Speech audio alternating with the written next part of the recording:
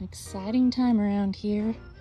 I just cut up a watermelon and the chickens love watermelon rinds. Chicka, chicka, chicka. Come on. All right, I'm gonna put them down. Good job.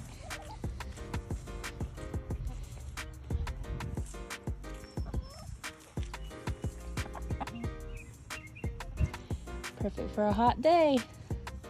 This one must not be a fan of watermelon.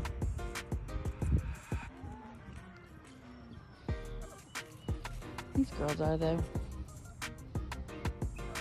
Bon appetit.